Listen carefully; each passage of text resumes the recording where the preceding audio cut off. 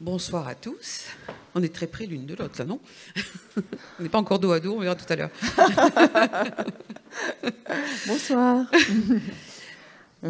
Alors, je suis ravie d'accueillir sans doute l'une des personnalités l'une des intervieweuses animatrices qui a le casting le plus prestigieux du PAF. Charles Aznavour, Fabrice Lucchini, Jeanne Moreau, Sting, François Hollande, qui arrivera en scooter sur votre plateau quand même. Éric Orsena, Éric Dupond-Moretti, qu'on recevra demain. 22 ans de Thé au Café. Ouais. 1750 émissions, pardon pour ces chiffres fatidieux, mais en même temps... 1800. 1800 émissions, ouais. 1250 invités. C'est quand même quelque chose d'assez exceptionnel. Alors, je suis désolée de vous recevoir, mais c'est l'heure de l'apéritif, là, à cette heure-ci. C'est pas l'heure du thé au café. Mais on est vraiment ravis de vous accueillir. Merci.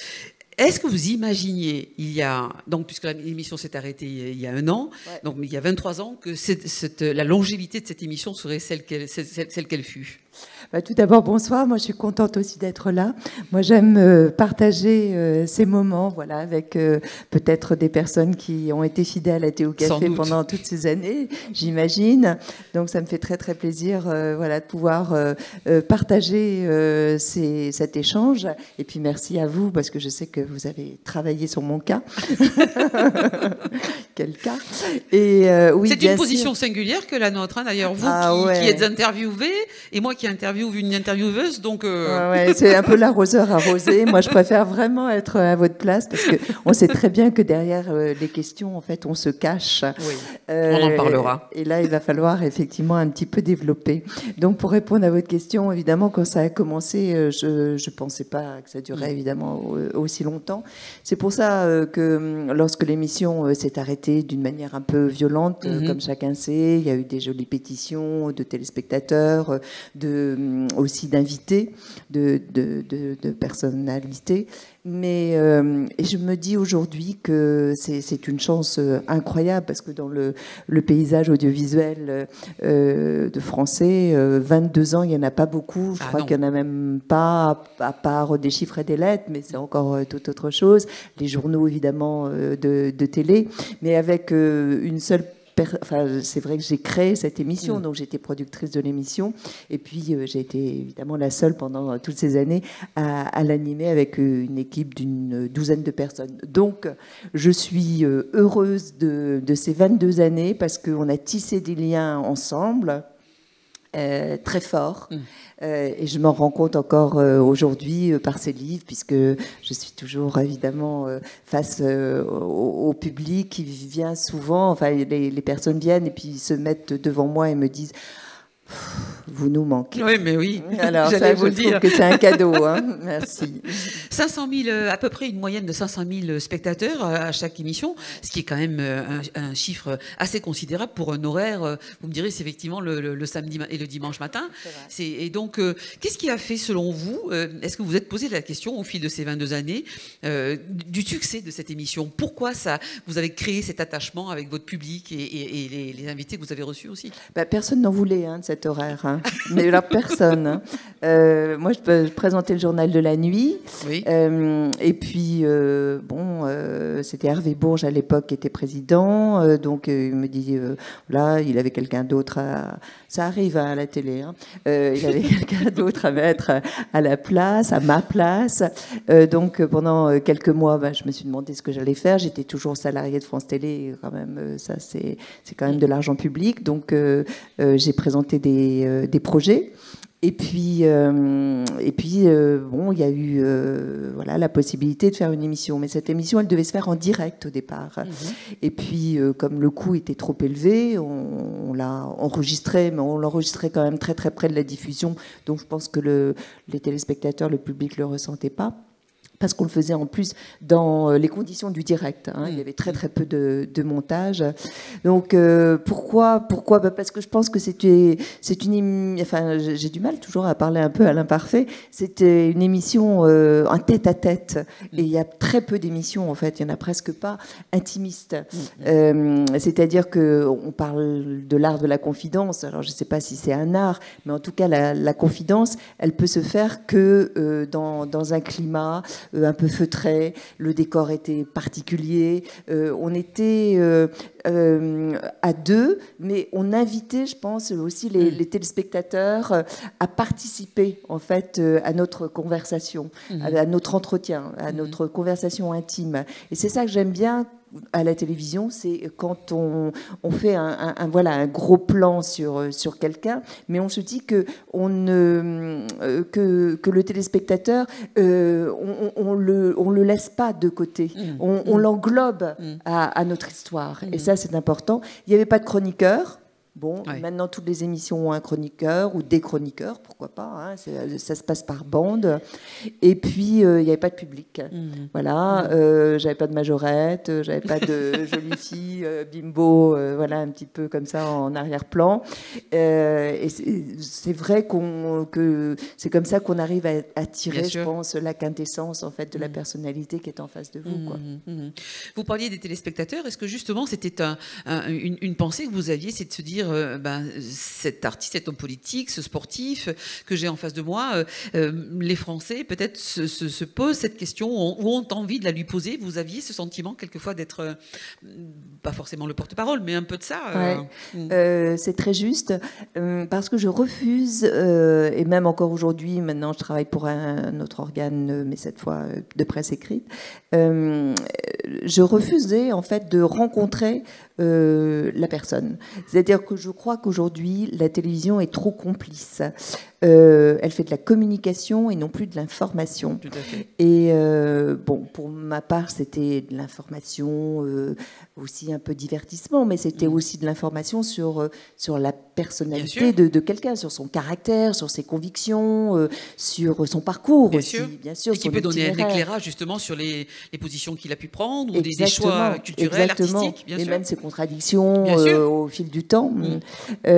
Donc il n'y a plus ça. Il n'y a plus voilà, cette possibilité de se dire des choses d'une manière vraie, sincère, authentique, sans manipulation, parce qu'il y a aussi beaucoup de manipulation, étant donné qu'il y a du montage aujourd'hui. Et le montage, moi, c'est la plaie pour moi. C'est-à-dire qu'on peut faire dire n'importe quoi. Voilà. C'est-à-dire qu'on peut avoir cette conversation-là, et puis on peut ensuite la remanier totalement, et vous me ferez dire tout ce que j'ai pas voulu dire, ou le contraire de ce que j'ai dit ce soir. C'est pas le genre de la maison. Non, je me doute. Qu'est-ce qui guidait vos choix d'invités ? Est-ce que c'était des gens que vous aviez justement, vous, par curiosité personnelle, envie de rencontrer ? Est-ce qu'il y avait quelquefois un peu d'actualité aussi pour certains d'entre eux ? Ou est-ce que vous étiez quelquefois sollicité pour recevoir l'un ou l'autre ? Alors, moi, je suis quelqu'un, il me semble-t-il, qui a compris que la vie était plaisir, et j'avais pas du tout envie de me faire du mal. Donc, je recevais que des personnes qui m'intéressaient. Voilà, j'avais cette chance-là. Et donc, tous ceux qui sont passés sur le plateau de Thé au Café, je les ai tous... j'ai eu tous pour tous une gourmandise. Voilà, de me dire, tiens, j'ai envie de connaître cette personne, d'aller plus loin. Et quand on a du plaisir soi-même, enfin ça, c'est un peu la palissade, hein, ce que je vais vous dire, mais évidemment, on donne du plaisir aux autres. Donc, l'un ne va pas sans l'autre. Et puis... alors, il y a quelque chose aussi qui a changé en 22 ans à la télévision. Mais ça, vous vous en êtes rendu compte, j'en suis certaine, c'est que les personnalités viennent pour la promotion. Ben oui. Donc, il y a... Figure imposée. Exactement. Quand on a démarré Thé au Café, les gens venaient pour le plaisir de passer à la télévision. En fait, ils étaient connus, mais ils avaient envie d'être encore plus connus du grand public. Aujourd'hui, ils ne viennent que pour vendre leur album, leur film, leur livre. Et ça, je trouve aussi que ça, c'est une modification, en fait, qui est un peu gênante, parce que ce sont les attachés de presse, les services de communication aujourd'hui qui font la programmation, en quelque sorte, la programmation des émissions. On le sent beaucoup dans... bon, il est absent, c'est pas... Même si de Cécile vient régulièrement, mais y compris quelqu'un qui est aussi gentil et bienveillant dans ses interviews que vous avez pu l'être, Michel Drucker, quelquefois, dans ses émissions, le trait est un peu gros. Bon, passons, ça c'était une petite parenthèse. Est-ce que certains d'entre eux que vous avez sollicités ont refusé vos invitations ? Alors, il y a 2 personnes et pourtant je regrette parce que ce sont des femmes notamment que j'apprécie beaucoup. C'est Catherine Deneuve, mais vous remarquerez qu'elle fait exactement, très on la voit peu de peu, choses. on la voit très peu. Elle fait très peu de choses. Et puis Isabelle Huppert. Et moi, j'aime beaucoup cette comédienne aussi. Je la trouve multiple, je la trouve un peu folle. Enfin, elle est exigeante. Bon. Donc, je l'ai rencontrée un jour à Roland-Garros, je vais tout vous dire, parce que son mari était fan de tennis. Et puis, je me suis approchée d'elle et puis je lui ai demandé pourquoi elle refusait toujours. Enfin, tout ça, ça se passe évidemment pas en direct, mais par des attachés de presse. Et elle m'a dit qu'elle avait beaucoup de mal à parler d'elle et que ses films parlaient d'elle, ce qui est vrai d'ailleurs. Oui. Mais ça, c'est un regret parce que voilà, j'aime. Et puis, ce qui m'intéresse aussi, c'est les gens qui sont rétifs. Vous savez, les invités qui disent non, non, moi ça. Comme Calogero, par exemple, il m'avait toujours dit non, non, je ne ferai pas l'émission. Ou Dominica, des gens comme ça, vous voyez, ou Tiefen. Oui. Voilà. Non, non, je ne saurais pas, je saurais pas répondre, je suis trop pudique, etc.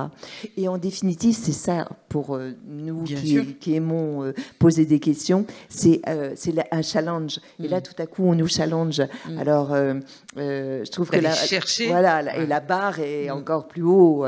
Et ça, c'est que du bonheur, quoi. Quand on arrive sur un plateau et qu'on sait que l'autre est un peu rétif, et qu'on n'est pas sûr d'y arriver, donc on pose une question où la personne ne vous répond pas, ou alors elle ne se rebiffe pas, parce que de toute façon, en plus, c'était des émissions quand même qui duraient assez longtemps, parfois qui sont durées entre 40 minutes et 60 minutes, donc bon, on ne se rebiffe pas quand même à la première question, mais parfois on n'y répond pas.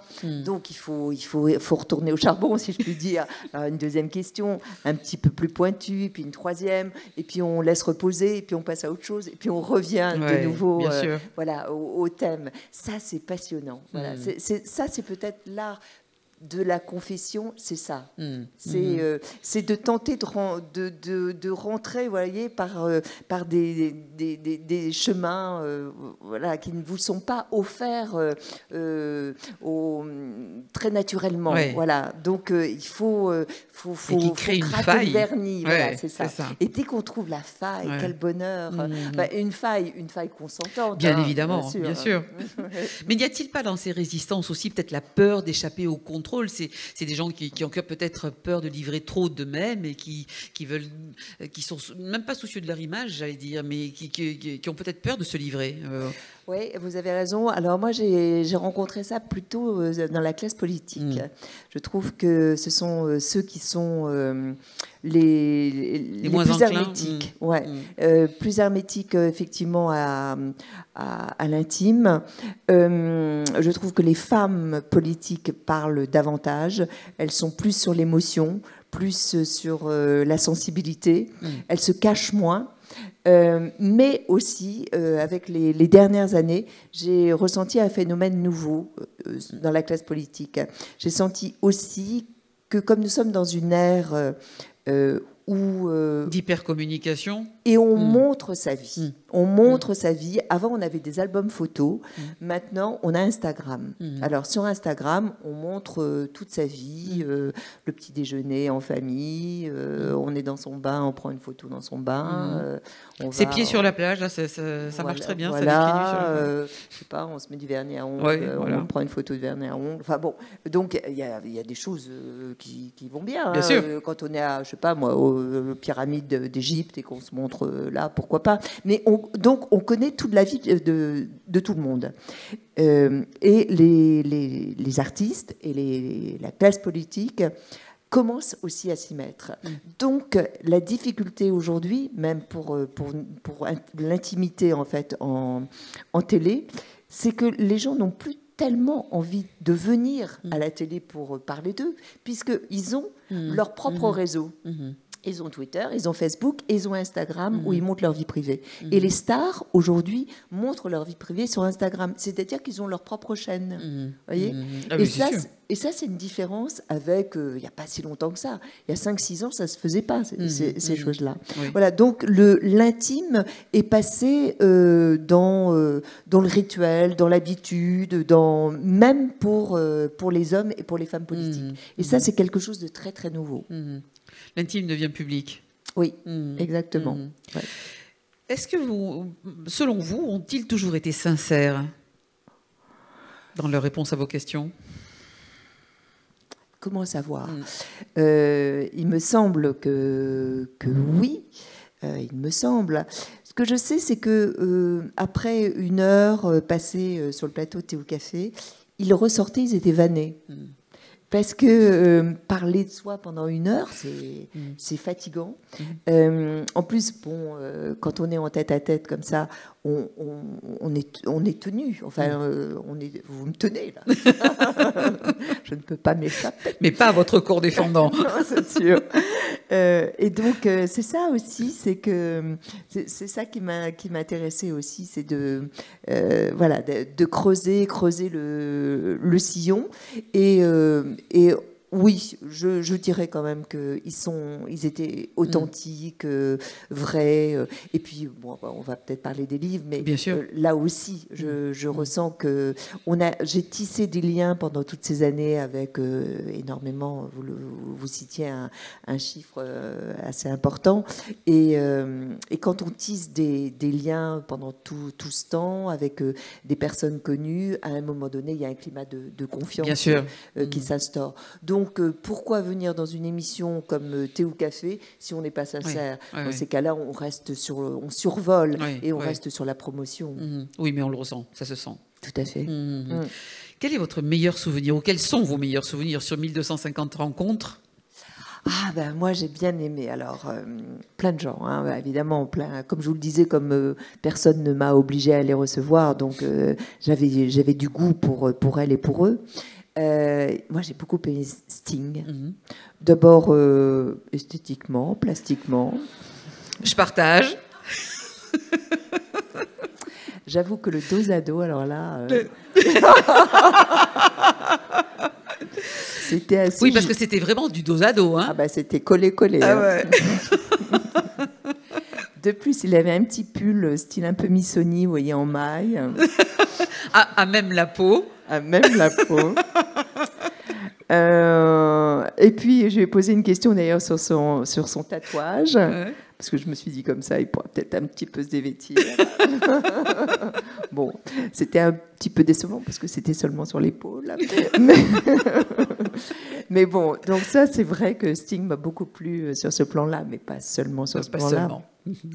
Tout d'abord, j'ai trouvé que c'était un artiste international qui était, mais comme tous les gens d'excellence, c'est-à-dire des gens humbles. Ça, alors vraiment, c'est la leçon que j'ai tirée de ces 22 années. Les gens, les personnalités les plus pertinentes, les plus raffinées, les plus intelligentes, ça passe par l'humilité, par la modestie. Après, peut-être on pourra parler de Jean d'Ormesson, parce que c'est vraiment... Pour moi aussi, c'est un exemple. Donc Sting. Et Sting, personnalité internationale. Quand on dit personnalité internationale, à la télévision française, en tout cas le service public, on ne paie pas, on ne rémunère pas les personnes qui viennent sur les plateaux de télévision, alors que dans d'autres pays, oui. Bien que les Américains, quand ils viennent, parfois, notamment des gens comme Clinton et tout ça, mais ça, tout le monde le sait, là, ils demandent effectivement une prestation. Hein. Mais donc Sting vient, il est arrivé avec un petit staff, alors qu'il y a des gens beaucoup moins connus qui arrivent avec un gros staff, c'est-à-dire des gens qui envoient une liste aussi de ce qu'ils veulent dans leur loge. Voilà. Tel type d'eau, Ouais, voilà. mais s'il y avait que de l'eau, C'est ça. c'est ça. Donc, on n'avait pas, on n'était pas allé encore sur la plage donc pour prendre les kilos de cocaïne, donc il n'y en avait pas. Non, mais je blague parce que en fait, on dit souvent d'ailleurs que les artistes de drogue, moi j'en ai jamais vu en télé. Mais en revanche, c'était trop tôt le matin. Hein. C'était tôt le matin peut-être. Mais en revanche, ils demandent parfois un petit peu de champagne, Oui. voilà, pour se désinhiber. Moi, c'est ce que je peux assez bien comprendre d'ailleurs. Et donc Sting, impeccable. Il est donc avec cette guitare sur le plateau. Il a voulu répéter quand même. Donc les techniciens de France Télé étaient super contents parce qu'ils étaient en train de faire la balance pour Sting. Ça a quand même de l'allure. Petite guitare, voilà. Donc il a répété comme ça tranquillement. C'était presque a cappella. Et puis voilà, je me suis approchée, j'ai regardé, je me suis présentée. J'ai un anglais très douteux, donc on avait des interprètes. Et je pense que c'est quand même un des seuls à m'avoir demandé depuis combien de temps vous faites l'émission, vous avez une équipe de combien de personnes, enfin, s'intéressant aux gens. Et ça, je peux vous assurer que je me suis rendu compte que durant toutes ces années, que les gens en général ne vous disent jamais merci. C'est quelque chose de normal. C'est-à-dire, on vous reçoit, c'est normal, en télé, on a travaillé. C'est pour ça que moi, je m'étais un peu enguirlandée avec Jennifer. Je ne sais pas si vous vous souvenez. Ouais. C'est-à-dire que Jennifer, elle m'avait planté. Pardon pour l'expression, mais c'est quand même ça. Et donc j'avais fait une ouverture d'émission en disant écoutez, vous nous avez voilà, laissé tomber alors qu'on avait fait déjà des reportages, donc on avait quand même travaillé beaucoup déjà sur elle, sur son dossier, et elle n'est pas venue dans l'émission. Donc le matin même, j'avais fait un petit édito comme ça, en ouvrant l'émission après le générique, pour dire ça ne se fait pas, quoi. C'est pas courtois. Même par rapport à l'équipe, par rapport aux téléspectateurs, ça ne se fait pas. Voilà. Et donc pour en revenir donc à Sting, moi j'ai beaucoup aimé aussi. Alors là je vous parle des internationaux, mais je pourrais venir évidemment parler aussi des hexagonaux. J'ai bien aimé aussi Jeanne Moreau, parce que voilà, ça c'est pour moi, elle me manque d'ailleurs. C'est une femme qui me manque. J'ai adoré Juliette Gréco, qui me manque énormément et qui nous manque certainement aussi beaucoup. Elle va pas très bien en plus. Et elle est venue au moins 5-6 fois. C'est une femme voilà, qui m'a apporté aussi dans ma vie, qui a apporté dans la vie de tous ceux qui l'aiment, parce que c'est des femmes rebelles. Jeanne Moreau, elle, c'est des femmes rebelles. Et puis voilà, il y a aussi l'abbé Pierre. L'abbé Pierre... là, je m'étais déplacée. J'avais fait l'émission chez lui, chez Emmaüs. Et ce qui était très étrange, ce petit bonhomme, qui n'était pas du tout impressionnant, qui était déjà très, très âgé, et derrière lui, il y avait une bibliothèque, et il s'était indiqué, il y avait un dossier, et c'était marqué « Mon héritage ». Mon héritage. Et donc, je lui avais posé la question. Je crois que c'était le hasard qu'il soit sur cette travée de sa bibliothèque. Je lui ai demandé pourquoi est-ce marqué « Mon héritage ». Il m'a dit c'est très important pour moi parce que j'ai donné toute une liste de choses à faire pour ceux qui vont suivre. Et voilà, mon héritage n'était pas évidemment un héritage financier, bien sûr, mais c'était un héritage spirituel. Voilà, pour les compagnons d'Emmaüs. Voilà, mais c'est tellement difficile de faire une énumération parce que tous m'ont apporté beaucoup. Parce que, enfin, j'espère que pour vous qui avez peut-être regardé Théo Café d'une manière régulière, on se nourrit des autres. Quand, évidemment, en quoi croire encore? Et c'est vrai que moi, je crois aux autres. Je crois à autrui. Je crois que à la relation, aux relations. On ne doit pas rester dans son coin. Plus on tend la main aux autres, plus évidemment ça vous revient en boomerang. Et toutes ces années, en fait, on tisse des liens, on s'aime. Et puis, qu'est-ce qu'on récolte derrière? Qu'est-ce que ça vous a apporté à vous, personnellement?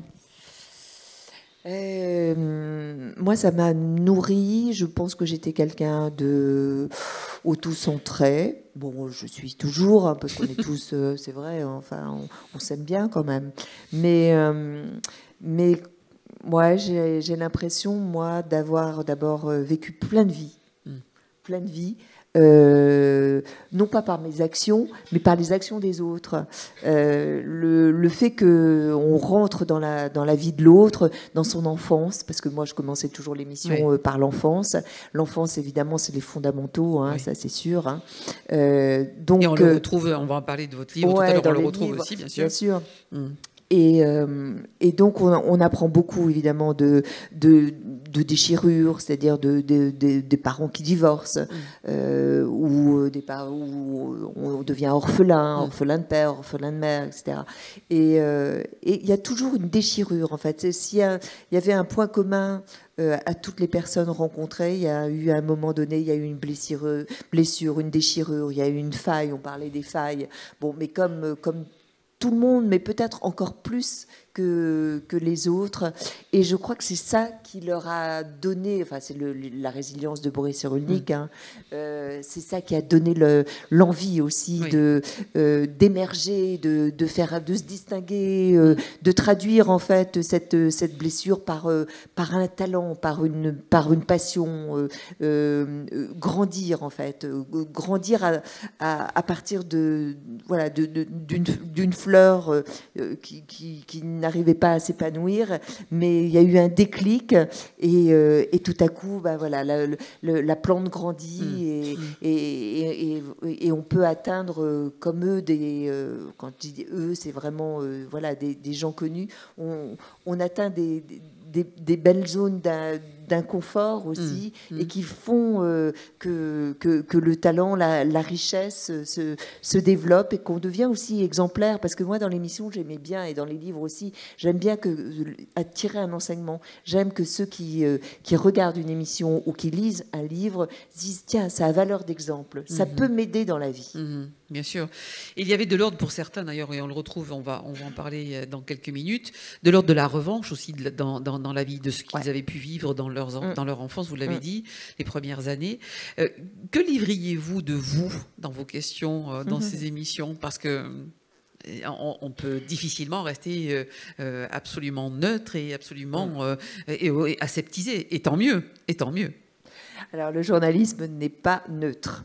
Ça, faut pas penser comme ça. L'objectivité n'existe pas, bien sûr.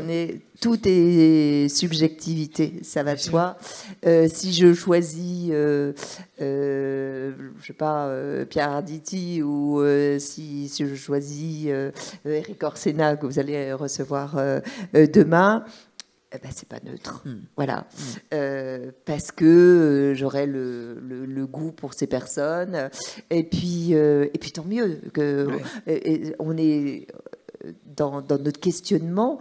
En fait, il est sculpté par notre vécu. Si je pose des questions, par exemple, sur le féminisme aux hommes, c'est parce que j'ai envie de les entendre sur le sujet des femmes. Je pense beaucoup aussi à la sororité. Moi, c'est un mot que j'aime beaucoup. Je pense que les femmes sont assez complices. Il faut arrêter de dire que les femmes sont au contraire, il y a de l'envie, de la jalousie, sont en compétition. Moi, j'y crois pas un instant de ça. Moi, j'avais dans mon équipe, sur les 12 permanents, j'avais 10 femmes. Et il y avait une très belle entente. C'est plutôt, je crois, pardon messieurs, mais je crois que c'est les hommes qui nous mettent en rivalité souvent. Et donc, non, je pense que voilà, le fait de questionner, comme vous le faites aujourd'hui, révèle quelque chose en vous Et un questionnement n'est jamais neutre. Un questionnement dit beaucoup de choses de vous. Quand je disais Isabelle Huppert, sa filmographie dit beaucoup de choses d'elle. Alors attention, hein, c'est pas du tout, je ne vais pas dire comparer ça, hein, parce qu'une interview, c'est quand même plus simple que de jouer dans un film. Mais c'est des choses qui vous viennent à l'esprit, quoi. C'est la fraîcheur aussi. Oui. C'est-à-dire que si je ne voulais pas rencontrer effectivement les invités, c'est pour garder cette fraîcheur. La spontanéité, tout à fait, effectivement. Exactement. Et ne pas se faire aussi avoir par les communicants. Oui. Parce que je me souviens d'Alain Balladur, d'Édouard Balladur, pardon, qui était d'accord pour venir dans l'émission. Mais la condition sine qua non, c'était que j'aille le rencontrer. Alors, ça veut dire rencontrer quelqu'un avant de le recevoir. Ça voulait dire être avec le communicant, avec l'attaché de presse, et dire, alors, qu'est-ce que vous mettrez dans votre émission? Et vous me questionnerez sur quoi? Et ce sera quel thème? Mais non, j'aimerais bien aborder ce thème-là plus qu'un autre. Et quel reportage vous allez faire? Et j'aimerais voir les reportages.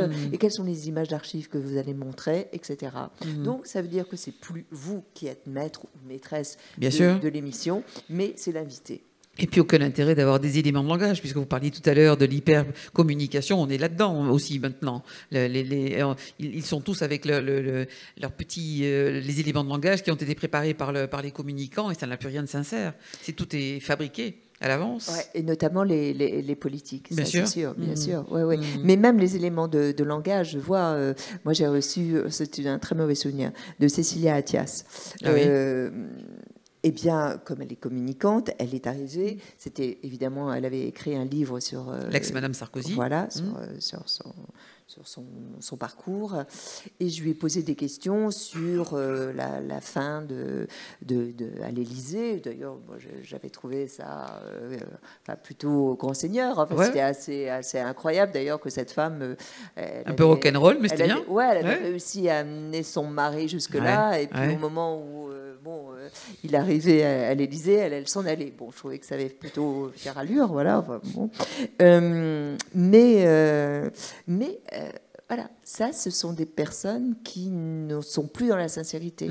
C'est-à-dire que là, elle vient de faire un livre avec son fils. Il n'y a aucune authenticité, il n'y a aucune vérité. Voilà, ce sont des messages qui sont codés. Voilà. Et d'ailleurs, j'avais posé des questions justement sur sa fin à l'Élysée, enfin sa fin volontaire. Et puis elle n'avait pas du tout apprécié. Et elle a fait quelque chose que sans doute elle est la seule à avoir fait durant toutes ces années. Elle avait demandé que je retire ce passage-là, j'avais refusé. Et elle m'avait fait savoir qu'elle appellerait ma direction. Qu'il fallait, oui, voilà. Voilà. Et ça, j'ai gardé un très très mauvais souvenir. Bon, la direction elle a dû l'appeler, mais bon, il n'y a évidemment pas eu de suite, et heureusement d'ailleurs. Mais voilà, ça c'est du domaine aujourd'hui. C'est pour ça que quand on est téléspectateur, on est public. Il faut faire très attention à ça. C'est comme les fake news. Hein. Moi, je crois qu'aujourd'hui, c'est de plus en plus difficile de se faire une opinion. Je ne sais pas si vous êtes d'accord avec moi, mais de se faire un jugement. Parce qu'on peut nous raconter tellement de salades que il faut de plus en plus, en fait, lire... beaucoup de choses, c'est-à-dire les réseaux sociaux, il faut lire évidemment la presse sur Internet, il faut acheter des journaux. Moi, alors là, je suis très partisane de la presse écrite. D'abord, moi, je trouve ça toujours bien d'avoir encore des choses non pas plus virtuelles, Puis après, de toute façon, les journaux, ils servent pour faire des feux dans la cheminée. Hein, donc, avec votre tablette, on ne peut pas le faire, ça. Donc, voilà. Donc, il faut au moins lire faire son discernement. En tout cas. Ça, c'est très, très important. Il faut se méfier aujourd'hui. Bon, c'est triste de dire ça, hein, mais de la presse en définitive. C'est à nous de faire notre propre investigation. Vous avez écrit 2 livres, Catherine Sellac, dont l'un est sorti il y a quelques mois, à la vie, à la mort, le premier, et le dernier, à l'amour, à la vie. Vous êtes allé donc là aussi rencontrer des personnes que vous avez choisies, sélectionnées. Vous allez peut-être nous dire pourquoi celle-là, et pour les interroger sur leur conception, leur conception de ce qu'ils pensaient sur l'amour et sur la mort pour d'autres.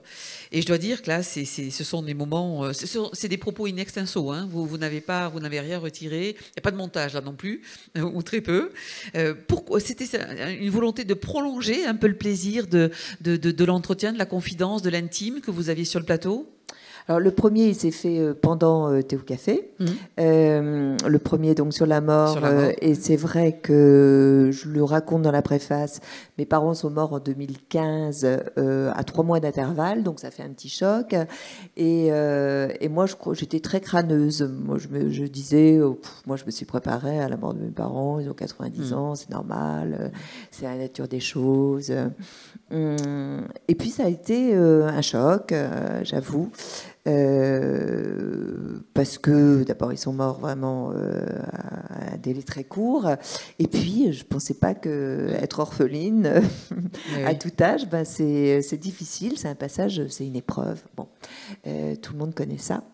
Donc j'ai eu envie, comme je suis pas philosophe, je suis pas scientifique, je suis pas médecin, je suis pas poète, j'aurais pu écrire une ode à la mort, une ode à la vie, des chansons, des chansons, pourquoi pas. Bon, j'ai pas ces talents-là, donc je suis restée dans le petite chose que je sais faire. J'ai préféré, et que vous faites très bien. C'est sympa, mais j'ai préféré donc aller à la rencontre de personnes. Alors là, j'en avais choisi 14. Je savais, parce que dans le cadre de Thé au Café, pour les avoir reçus, qu'ils avaient des choses importantes à me dire sur le sujet. Alors ça commence par Jean-Louis Trintignant. J'allais vous dire que c'est sans doute c'est le premier, mais c'est sans doute le plus émouvant. Et on devine sans peine pourquoi, puisque cette phrase qu'il a, qui est terrible, « Je suis mort le jour de la mort de ma fille. Je suis mort ». Je peux juste le lire, juste un petit passage. Il dit, il y a 2 choses importantes dans la vie, c'est naître et puis mourir. Naître, on ne choisit pas, tandis que mourir, on peut choisir. Mais la plupart du temps, on ne le fait pas, car c'est délicat de décider de mourir. Moi, quand j'étais petit, je me suicidais souvent, mais je me suis toujours ratée. Et il dit effectivement au tout début, je suis mort le 1er août 2003, le jour où Marie est morte. Aujourd'hui, à l'intérieur de moi, tout est détruit. C'est mon fils qui me l'a annoncé, mais je ne voulais pas le croire. Elle était dans le coma. Je disais, mais non, elle va s'en sortir. Il y a des tas de gens dans le coma qui s'en sortent. On m'a dit, il faut lui parler. J'ai obéi, mais j'ai eu l'impression qu'elle ne m'entendait pas. Depuis ce jour, tout ce que j'ai fait, tout ce que j'ai dit n'a pas grand intérêt. Alors là, j'ai rencontré effectivement chez lui, il habite Colias, dans le Gard, pas très loin d'Uzès. Alors, c'est un homme qui est brisé. Et il vit dans le souvenir de Marie, il vit dans le souvenir de cette journée, et surtout dans la culpabilité. J'allais vous le dire, puisqu'il devait y aller, il n'a pas pris la route parce que c'était un long trajet. Exactement. Et il est aujourd'hui convaincu que s'il avait été là, il aurait pu empêcher ce qui est arrivé. C'est terrible de vivre avec... de vivre. Ouais. Exactement, et il dit oui, j'aurais pris la route, j'ai été feignant, j'ai été paresseux, je suis sûre qu'elle aurait été là. Et puis il y en a d'autres, hein, bien sûr, il y en a beaucoup d'autres. Alors c'est pas du tout triste en fait de parler de la mort, c'est curieux. C'est des personnes, il y a Pierre Arditi, il y a Michel Larocque, il y a Eric Orsena, Nathalie Riquel, alors Lynn Renaud. Il y a Lynn Renaud. Alors là, Lynn Renaud, elle dit, il vaut mieux mourir en étant célèbre, parce que après on sait plus qui vous êtes, donc il n'y a plus personne à votre enterrement. Et elle raconte d'ailleurs qu'elle a été très touchée par la mort de Daniel Darieux. Parce qu'il y avait très peu de monde. Voilà, qu'il y avait très peu de monde. Danielle Darieux a été une star. Hein. Elle était décédée il n'y a pas très longtemps. Et elle est incroyable, Lynn, parce que c'est une battante. Elle va à tous les enterrements. Elle a tellement peur qu'on ne vienne pas au sien qu'elle va à tous les enterrements. Voilà, et puis bon, il y en a 14, donc... elle a un rapport, comment puis-je le qualifier, très singulier aussi, puisqu'elle est convaincue qu'il peut y avoir le dialogue continu avec ceux qui sont partis. Loulou et ses parents, elle était très très proche de ses parents. Exact. Et elle en veut beaucoup d'ailleurs aux deux personnes qui, croyant bien faire sans doute, l'ont privée des derniers instants de sa maman. Parce qu'elle dormait. Elle dormait, ouais. Ouais. Ils ne sont pas venus la réveiller. Ouais. Et alors, elle qui est une femme très généreuse, elle leur en veut énormément. Ah oui, dans le propos, ça ressort. C'était ses soignants, enfin, c'était une infirmière ou deux infirmières, enfin, des personnes qui étaient au chevet de sa maman et qui s'occupaient de sa maman chez elle. Hein. Et donc, elle est allée, Muriel Robin, puisque c'est sa grande amie, comme chacun sait, lui a dit, Lynn, tu vas pas tenir, va dormir quelques heures. Et c'est pendant son sommeil, donc, que sa maman est décédée. Et elle en veut à mort, c'est le cas de le dire, à ces personnes de ne pas l'avoir réveillée. Et Nathalie Riquel, c'est quelque chose d'incroyable aussi. Ah mais oui, mais alors on savait qu'elle avait une relation fusionnelle avec sa mère, du vivant de sa mère. Bien, et les dernières années ont été dures, pénibles, puisqu'elle est Parkinson ou Alzheimer, enfin quelque chose. Mais la relation, même au moment de la mort, enfin je vous laisse le raconter parce que c'est absolument incroyable. Ce qui est incroyable, c'est qu'elle devient évidemment là, comme beaucoup de parents, devient en fait la fille de sa fille. Sonia l'appelait sa fille maman. Sa fille, voilà, c'est ça. Bon, ça c'est quand même assez terrible. Et donc elle meurt au mois d'août. Et elle veut absolument enterrer donc Sonia, sa mère, au cimetière Montparnasse. On est au mois d'août, elle ne veut pas que le corps aille dans un funérarium, et elle veut la garder donc chez elle. Voilà. Donc elle fait venir, enfin je passe les détails, voilà, bon, un lit réfrigérant, enfin bon bref. Et comme Sonia était iconique avec ses fourrures, au mois d'août, elle lui met ses fourrures. Voilà. Donc Sonia est partie avec ses fourrures, ses bijoux, etc. Et elle le raconte avec détail parce que, en fait, sur le deuil, c'est quand même totalement tabou. Hein. On n'en parle pas de la mort. Aujourd'hui, on ne sait même pas. On peut passer des heures, je sais pas, au bureau par exemple, avec des personnes qui vous diront même pas qu'ils viennent de perdre leur père ou leur mère, donc des gens extrêmement proches. On ne prend même pas le temps d'aller dans un enterrement, ou si on le fait comme ça en 1 heure de temps. Mais auparavant, il y avait tout un rituel. D'ailleurs, Gaël Faye, il le raconte aussi. Il raconte que en Afrique, on prend son temps, que c'est très important. On va veiller les morts. On le faisait, je pense que aussi dans le Béarn, on le faisait très certainement. Oui. Et puis on avait ce signe distinctif, comme quoi ce crêpe noir. Oui. Et puis souvenez-vous aussi, il y avait aussi à l'entrée des tentures noires avec les initiales du défunt. Du mort, voilà, du défunt. Donc on savait quand on passait dans cette rue qu'il y avait du chagrin. Voilà. Aujourd'hui, tout ça est fini. Il y a aussi, il y a Carla aussi qui en parle. Oui, Carla Bruni. Elle a une peur terrible de la mort. Enfin, donc elle fait beaucoup de sport. Elle pense que de toute manière que c'est ça qui va la protéger de la mort. Elle veut pas en parler à ses parents et à ses enfants. Pardon. Michel Larocque, elle en parle à sa fille. Elle dit, toute petite. Elle lui dit, tu vas mourir. Tu vas mourir. D'accord.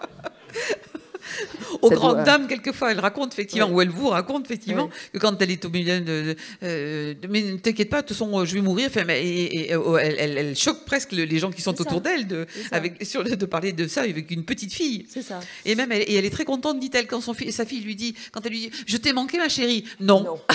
Oui, c'est ça. Oui. Mais alors ça a beaucoup choqué. Enfin, il y a quelques personnes qui m'ont dit, mais c'est très choquant. Mais je trouve que c'est au contraire. Enfin, d'abord, chacun fait comme il veut. Il n'y a pas de jugement à avoir là-dessus. Mais au moins, c'est préparé. C'est ça. À sa façon. Voilà. Voilà.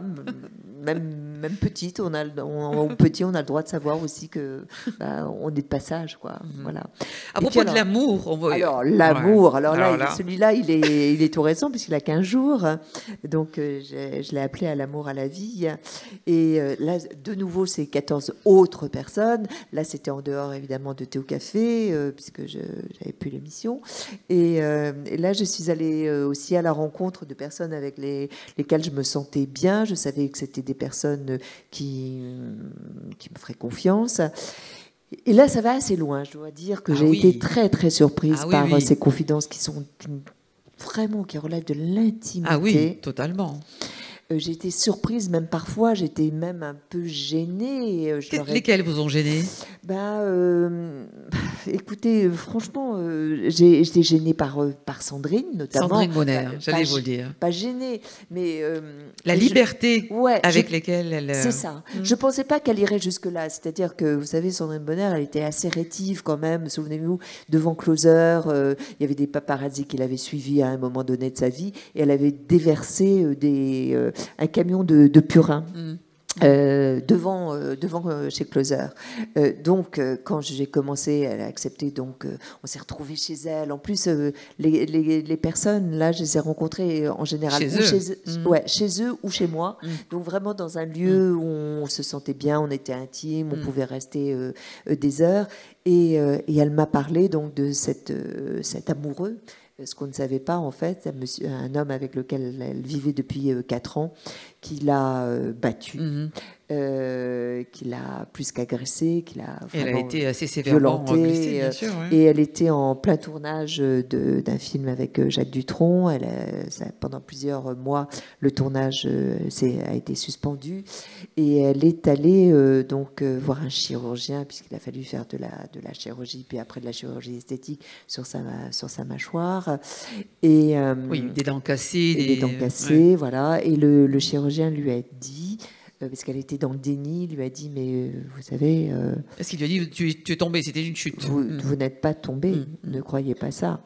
C'est que vous avez été battue par cet homme-là. Et c'est seulement là qu'elle s'est rendue compte, en définitive, que c'était des violences conjugales. Et elle raconte, c'est assez touchant d'ailleurs, parce qu'on découvre des facettes de ses personnalités que l'on voit sur sa maman, qui était une femme... témoin de Jéhovah. Ah ben oui, témoin de Jéhovah. Mère 11 enfants. Voilà, 11 enfants, mais qui n'est pas très amoureuse de son mari, du père de ses enfants, qui avait une aventure dont elle a parlé à ses filles plus tard, et qui ont rencontré l'amant. C'est singulier, à une époque où c'était quand même pas trop courant, sans doute. Ouais. Oui, elle en a fait un film d'ailleurs. Oui, elle en a fait un film. Oui, avec William Hurt, qui a été son compagnon et le père d'une de ses filles. Voilà, tout ça se rejoint. Et elle raconte effectivement l'histoire de cette femme assez libre, en définitive, qui est sa mère, qui est pourtant dans une secte et qui a toujours été amoureuse de cet homme. Bon, elle s'est mariée avec un autre, donc le père de Sandrine, et elle n'était pas heureuse en amour, et elle a toujours gardé donc dans son cœur les émois de cette rencontre, cette première rencontre avec cet homme, et elle le reverra, et il vivra en fait dans la cave. C'est ça, dans la cave de l'immeuble du couple. Et le mari le savait. Ouais. C'est ça qui est assez extraordinaire. Mais il y a plein de témoignages aussi qui sont un peu singuliers, comme vous dites, c'est-à-dire sur la bigamy. Par exemple, Elena Noguera, elle dit moi, la fidélité, je ne vois pas très bien à quoi ça sert. Claude Lelouch aussi. Claude Lelouch, oui. Claude Lelouch, c'est un cas assez particulier.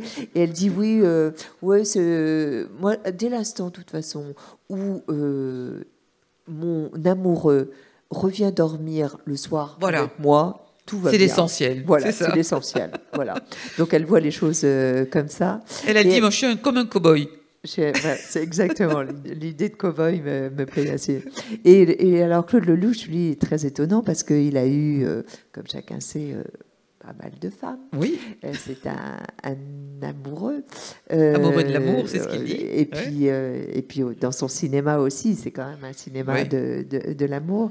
Et alors, lui, il est assez étonnant parce que, est-ce que c'est l'âge? Il les cache. Oui. Oui. Il dit les choses d'une manière incroyable, notamment sur ses 7 enfants. Il dit, on me l'a annoncé. Oui. On m'a annoncé que j'attendais par 7 fois un enfant. Mais j'étais pas au courant. Hein. C'est-à-dire que... Ça en serait passé, d'ailleurs. Oui, bon, alors ils sont là. Évidemment, on connaît le clan Lelouch et tout va bien. Hein, ils s'entendent très bien tous ensemble. Mais il a été mis devant le fait accompli, si on peut appeler ça comme ça. Voilà. Donc, ils sont vraiment tous allés très, très, très loin. Et je leur en suis reconnaissante parce que je crois que devant des caméras, ils n'en auraient pas dit autant. Il y a une vraie différence quand même entre l'exercice télé et l'exercice livresque. Je pense que on ne se rend pas compte parce que je venais avec un iPhone ou avec un iPad. Souvent, je faisais ceinture et bretelles de peur que l'un ou l'autre ne marche pas. Et j'enregistrais évidemment nos conversations. C'était vraiment comme des conversations orales. Oui. Et d'ailleurs, je crois que dans le livre, les 2 livres, on ressent d'ailleurs l'oralité. Bien sûr, tout à fait. Et c'est bien de l'avoir laissé ainsi. Oui. J'ai pas voulu édulcorer, j'ai pas voulu réécrire. Voilà, que c'est un style littéraire. Ça m'intéressait pas. Ont-ils demandé à relire ce que vous écriviez? Pas du tout. Voilà, pour vous montrer la marque de confiance, c'est que effectivement, ils n'ont pas demandé à relire. Chantal Latsou aussi, qui est quand même une femme connue évidemment pour son humour. C'est une femme moi qui m'amuse beaucoup parce qu'elle a maintenant 70 ans, elle a commencé... Ce petit grain de folie. Ouais, elle a commencé vraiment à être connue qu'à partir de 45 ans. Voilà, elle a fait la classe avec Fabrice. Enfin, bon, vous vous souvenez, elle est partie vraiment de très loin. Aujourd'hui, elle fait des zéniths. Elle est incroyablement connue, célèbre, aimée. Et elle raconte aussi quelque chose de bouleversant puisqu'elle a perdu son fils d'un accident de voiture. Et là, j'avais peur parce que c'est difficile d'aller sur ces chemins-là, de faire parler de la mort d'un enfant. Je trouve que c'est vraiment un peu compliqué. Donc, faut y aller vraiment en douceur. Et elle m'a dit aussi des choses très fortes. J'ai un peu édulcoré. Je pense que c'est avec elle seule que j'ai peut-être parfois un tout petit peu effacé très très peu quelques phrases parce que je sentais que elle était peut-être allée trop loin et que parfois il faut aussi préserver les personnes qui vous font confiance. Et je l'ai fait aussi avec François Berléand qui me raconte ses 3 amours. Donc, et notamment avec Nicole Garcia. Oui. Et là aussi, il m'avait dit quelque chose de très, très personnel. Et je me suis dit, là, ça appartient aussi à Nicole Garcia. Et comme je n'ai pas interrogé Nicole Garcia, je peux pas me permettre de le publier. Voilà. Mais lui aussi, c'est un amoureux. Alors lui, comme Thomas Dutronc. Alors les hommes sont très romantiques. Oui. Mais oui, c'est vrai. Ça, j'ai appris. Enfin, bon, autour de moi, j'ai quand même quelques hommes romantiques, mais je pensais pas que il y en a plein dans la salle. Que vous l'étiez autant. Voilà, et ça m'a beaucoup plu. Je trouve que... Oui, Thomas Dutronc, il veut aller délivrer sa belle dans le château fort. C'est ça, voilà. Lui, alors, il est... C'est mignon. Oui, c'est ça, il est dans le rêve absolu. Faut qu'elle soit... D'abord, faut qu'elle soit sublime, hein, évidemment. Alors que lui, moi, je l'ai vu cet été, il avait un petit peu de ventre. Ah, c'est moins bien que Sting, là. Hein. Ah bah ouais, il avait pris un petit peu de kilos, j'en ai fait ça, c'est la Corse. C'est la Corse, je sais pas, c'est le Fiadone. Oui. Bon, et alors, il y a aussi quelque chose de très particulier, c'est tous ces hommes qui ont eu des belles histoires d'amour avec des femmes plus âgées. Alors bon, je sais, ça va faire peut-être penser à un couple. Je ne vois pas du tout ce que vous voulez dire. Moi non plus. J'ai dit ça comme ça. Et je trouve que c'est pas mal. D'ailleurs, Thomas raconte qu'il a eu une histoire très belle avec une femme qui avait 20 ans de plus que lui. Il s'est séparé de cette femme pour une femme plus jeune. Mais l'histoire a duré que 4 ans et que sa peine, c'était d'avoir détruit cette première histoire d'amour pour quelqu'un, voilà, non pas qu'elle était plus jeune, mais qui n'a pas duré. Voilà, ça a été beaucoup plus fugace. Voilà. Et il y a pas mal de... Il y a Thomas Dutronc aussi qui raconte que sa première histoire, son premier émoi sexuel, c'est produit avec une prostituée. Oui, voilà, oui. C'est ça. Il y en a un autre, je ne sais plus ouais, lequel. Claude Lelouch dit oui. beaucoup de bien des prostituées. Oui. Qu'il a appris beaucoup des femmes par des femmes prostituées, par des professionnels. Alors Thé au café, nous l'avons dit tout à l'heure, hélas, depuis 1 an, France Télévisions a décidé de mettre un terme à cette belle aventure. On ne s'attardera pas sur la façon dont ça s'est produit, peut-être vous en souvenez-vous. En tout cas, ça a été un peu, beaucoup radical, très très radical et subi. Comment vous avez vécu ça? Parce que c'est... Super bien. Non, merci de poser la question. Bien sûr, c'est violent. C'est violent parce que moi j'ai donné toute ma vie professionnelle au service public et ça veut dire quelque chose pour moi. Ça veut dire beaucoup, comme dirait France Gall. Et le service public, c'est pas neutre là aussi pour moi. C'est de partager, voilà, quelque chose de tirer peut-être par le haut. C'est encore une fois, c'est la main tendue. Moi, je pense que c'était qu'on est des rouages, nous, quand on travaille à la télévision. Donc, bon, ça se passe pas bien. Et il n'y a plus tellement d'émissions comme la vôtre, ça n'existe plus. Non, il n'y a pas d'émissions, pas beaucoup, même plus d'émissions vraiment culturelles. Bon, alors il y a la Grande Librairie, heureusement, bien sûr. Bon, il y a une émission aussi avec Claire Chazal. Mais des émissions comme celle-là, vraiment sur la conversation, sur l'intime, sur le fait aussi, je pense que vous avez dû vous rendre compte de ça. Moi, j'ai prêté attention aussi à mettre en valeur les artistes d'art plastique. C'est-à-dire, il y avait toujours, dans le décor, il y avait des tableaux, il y avait des sculptures. Il n'y a aucune fenêtre aujourd'hui à la télévision pour les gens. La peinture ou la sculpture, oui, tout à fait. Mais c'est incroyable. Qui va aujourd'hui voir des expositions? Ce sont des milliers de gens, des millions de gens. Regardez, quand on va au Grand Palais, il y a des files d'attente dingues. Bon, donc, ça veut dire que les personnes sont intéressées par l'art plastique, par l'art tout court. Eh bien non, à la télévision, il n'y a pas de fenêtre. Une chronique de temps en temps. Oui, voilà, il y a un programme court, mais il n'y a pas d'émission qui met en valeur le travail des artistes d'art plastique. Voilà, donc il y avait ça aussi, bien sûr. Donc, bon, un peu rude, très bien. Donc, j'ai quitté... non, on m'a demandé de quitter France Télé. Je ne suis pas la seule, comme vous le savez. Je sais aussi qu'il y a beaucoup de gens qui sont licenciés en France, je le sais bien. Donc moi, je suis pas du tout victime. Je suis victime d'une direction actuelle, ça c'est vrai. Des gens qui sont pas pour moi extrêmement légitimes. Mais bon, c'est un fait. Bon. La pétition, ça vous a fait chaud au cœur?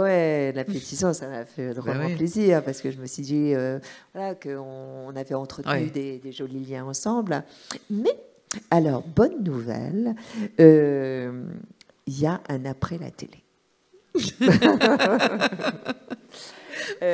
Alors, il y a les livres, il y a... Alors, je parlais d'art plastique. Il y a une exposition. Alors là, c'est très personnel ce que je vais vous raconter. Mais j'ai 2 sœurs. on est né à Rennes et toutes les trois, on vient de faire une exposition qui est encore en cours à Rennes, une exposition, ça s'appelle les Sister Co, carrément. Et donc j'ai une sœur qui fait des collages, une sœur aînée, une sœur cadette qui fait des photos, et puis moi je gribouille, enfin non, mais je fais de l'art abstrait. Donc, voilà, vous veniez exposer à Pau, avec vos deux sœurs. Très bien, voilà. Et donc là, c'est quelque chose de totalement nouveau.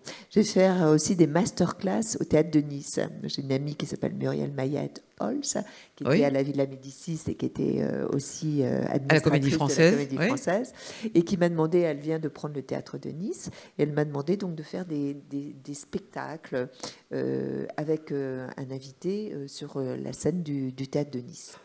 Donc le premier, ce sera Jacques Weber, et on va faire plus que des conversations, vraiment comme une émission avec des surprises, enfin un petit peu un thé ou café sur le plateau scène, de cette scène. Et puis j'ai aussi vraiment, alors là, l'envie, mais alors le désir très grand, parce que j'ai commencé comme ça de monter sur scène, mais en tant que comédienne. Voilà, donc j'ai un joli projet grave. Grave dans le thème, voilà, parce que c'est en fait une femme dont l'enfant a été assassiné, et qui 25 ans plus tard va rencontrer l'assassin de son fils une fois qu'il sort de prison. Voilà, donc ça c'est quelque chose qui me tient à cœur. J'espère que ça va voir le jour. Et puis, alors ce qui est amusant, c'est que quand on a un livre comme ça, on fait la promotion du livre. Vous savez, je parlais de promotion. Ben, moi-même, je fais de la promotion de mon livre. C'est pas pareil. Vous venez à la rencontre de vos lecteurs. C'est pas la même chose. C'est gentil de dire ça, mais bon. Et donc du coup, je fais des émissions. Mais alors des émissions. C'est-à-dire, je suis allée chez Mouloud, par exemple, Click, je suis allée chez Nolo, des choses comme ça. Et tout à coup, j'ai Flavie Flamand sur RTL, sur Europe 1, sur Anne Romanoff. Et c'est très amusant. Parce que on est de l'autre côté, comme aujourd'hui. Et là, on se rend compte de ceux qui travaillent et de ceux qui ne travaillent pas.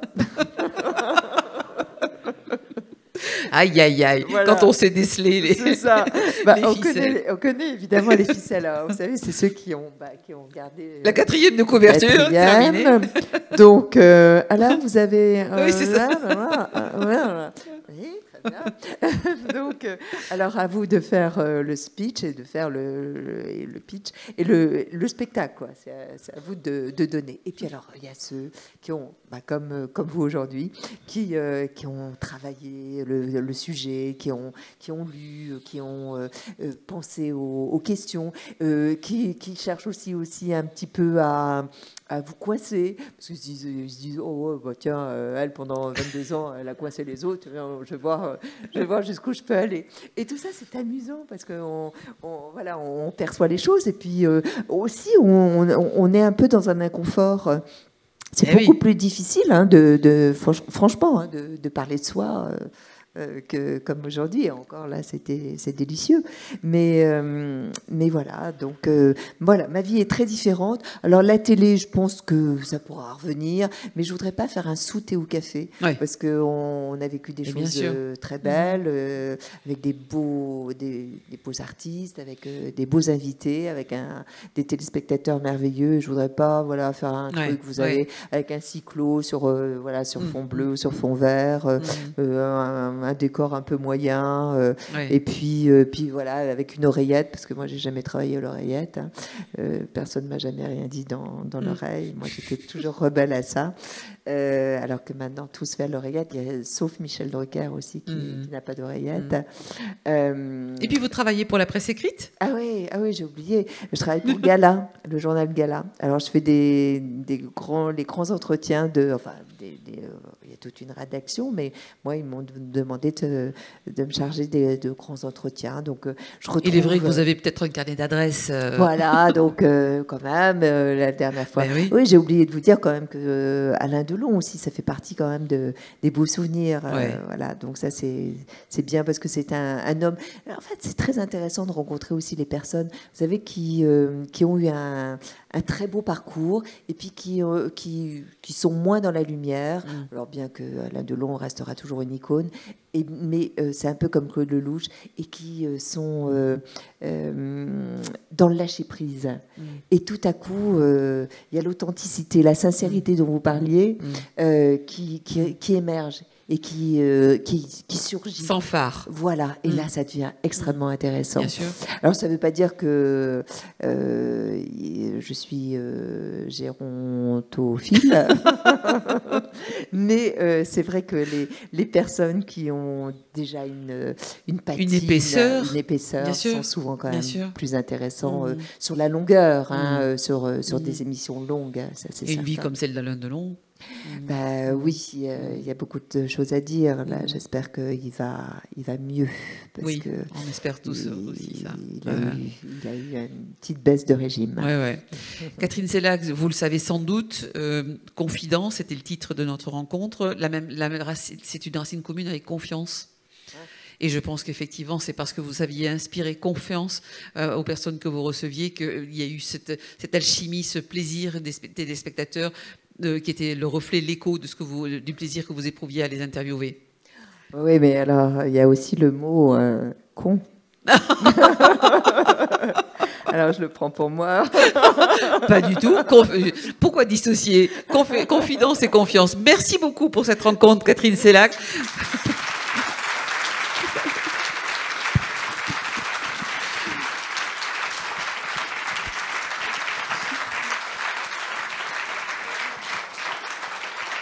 Merci à vous. Et puis, on va retrouver Catherine Sellac aux dédicaces dans la salle Harry Faisan, si vous voulez prolonger un petit peu cet entretien. Merci, bonne soirée. C'était que du plaisir.